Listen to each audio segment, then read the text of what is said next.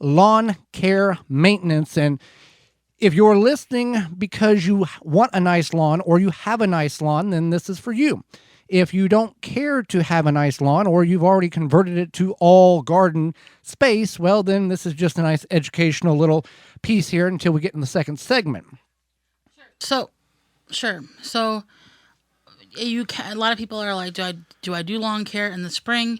I've heard you do it in the fall, and there's definitely a lot of things you can do now in the spring. And one of them is to thatch or deep rake your lawn. And what that means is you take one of those wire leaf rakes and you just kind of run it across nice and firm across your lawn, and you just get up all the dead stuff, and that's going to help thatch. And you don't need a machine. You don't have to go rent one of these big fancy ones. You can get a thatching rake, or like you said, just a metal tine leaf rake, and you can do it very easily. Now, if you have massive acreages and you're trying to preserve this to a pristine level, then a machine might be the way to go. Right, but for most lawns, just a rake is fine. You Right. just rake across your lawn. And what this does is it gets rid of that old, dead, whatever it is, whether it be debris left over from raking leaves or just dead grass, what have you. It's kind of like when you deep clean your carpet. You get a lot of gunk that's settled to the bottom of the carpet. It's kind of the same thing. Yeah. So it's like whatever is just settled over winter, late fall, early spring, what have you. And then, because what happens when that settles, it inhibits grass growth. So this helps bring that grass growth back to life. So if you don't want to aerate your soil getting a big machine, we do have a product for you. From our friends at natureslawn.com, they have a product called Aerify Plus, and it is designed to loosen the soil, the compacted clay soil with the poor drainage. Where the grass doesn't thrive, you apply this, and it will actually it'll aerate the lawn for you in an organic manner. You can use garden-talk to save 10% on your order. That's at natureslawn.com. So if you don't want to rent a machine, you can certainly just get the product here and it will do it yourself. And then that the decompacting, that's allowing the roots, once you get that loose soil, it's going to allow the roots to be able to go down deeper and get the nutrients they need. And it's going to be a healthier ecosystem all the way around. Right. So, and then another thing you can do is you can seed now. You don't want to seed heavily, but you can seed now. So once you've thatched your grass, possibly aerated it, then you can seed it. And you just want to seed nice and light and evenly. And when you seed, you want to go back in with a rake and just kind of drag it into the soil. We don't need to bury the seed, but we need some soil and seed contact. If you just drop the seed on top of the ground, very little of it's going to germinate. So you want to you're going to use a rake, a metal tine, either rock rake or leaf rake, and scratch it in the soil and do it that way. And then you can remove weeds in this process if you don't like the dandelions or crab, other grasses other weeds in your grass.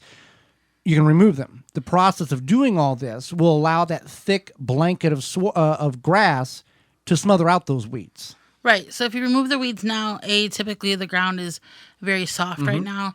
So it's going to be easier to pull those weeds up and really get deep down that long taproot. If it's like a thistle or what's another, like a dandelion, I guess. A lamb's quarter. A lamb's quarter, yeah. So it's going to allow you to pull that root out. But also now, if you get it out now, it's not going to go to seed and you're not going to have umpteen million more weeds you have to deal with on that. And then with all of this, we need to water, consistent watering of the lawn based on the type of seed. Now, one thing we need to cover here is based on where you're at, the type of grass in which you're going to seed. Either it's going to be a cool season grass or a warm season grass. Cool season grasses are what, Holly? So they are grasses that thrive in areas with cold winters. So they'll grow most actively in the spring and fall. So they are ideally. But they'll stay alive. They won't do a whole lot Right. during the hot summer. Yeah, so they're not going to do much they'll just go dormant Yeah. during the hot parts of the summer. But then warm season grasses is for when you have those mild temps year round. Right. Warm season is for summers. The grasses will grow between 80 and 95 degrees Fahrenheit. The cool grasses, they'll stay green up to about 32 degrees for extended periods. And, so it's warm in the south, cooler in the northern portions of the United States. Some cool season grasses there's many. Kentucky bluegrass is a familiar one. That tall fescue is another one, and some warm season grasses include Bermuda grass, St. Augustine, and the list goes on and on. Just give you a few there. We don't need to go through the dozen and a half that we have on all those, but we want to be careful now because these are some deep-rooted grasses. And if they get into your vegetation, your vegetable garden, you're going to have to work on getting them out because they're going to put a pretty good taproot down in the ground. Right. So you want to be mindful of that. Think about where you're throwing that grass seed, where if you are going to expand your garden or something where you perhaps don't want to go in and thatch and spread grass and what have you, even if it's not something that you get to this year, you can always reseed in the fall. Right. So, so think about that. Think about where you might want to grow some vegetables. And you don't have to stand there with a hose and water for 30 minutes a day. Quick Snap sprinklers. It's a system in which you can maneuver around your yard and you can mow right over top of them. It doesn't hurt them and it doesn't require you to spend thousands of dollars on a sub-irrigation system. And then makes it easy for you. You hit the button and it does its thing. Now, before we get out of here, we need to talk about once this is all taken care of and we've gotten everything, the grass the way we want it, how do we cut it? Sure. So you want to cut it where you leave the blade or the height of the grass to about 2.5 inches. Well, that certainly is not what we did on the farm.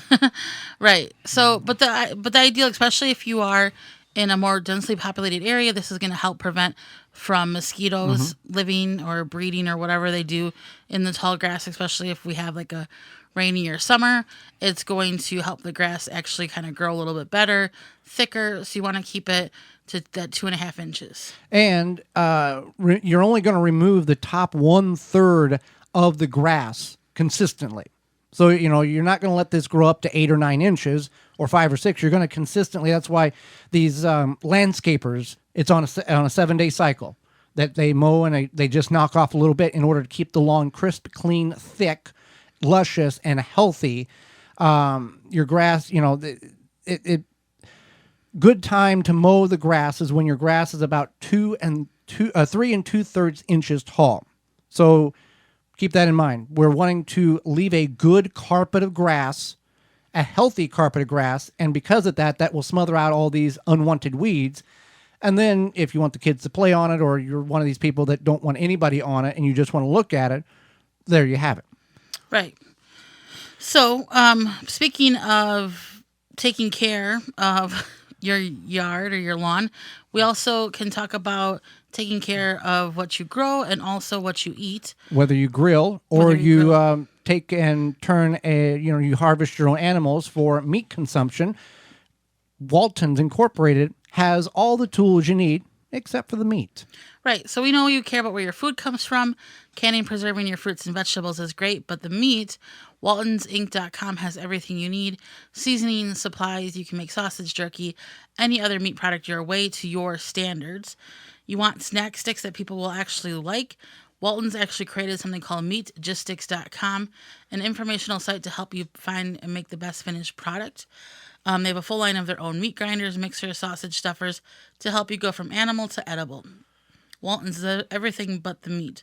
Again, that's WaltonsInc.com, or to educate yourself, it's MeatGistics.com. And if you're not a butcher and you don't have your own livestock or animals that you're going to do this with, they've got a line of seasonings that you can use when, in the house or on the grill that tops all things that we have actually ever purchased and got a hold of. So Walton's Incorporated, WaltonsInc.com.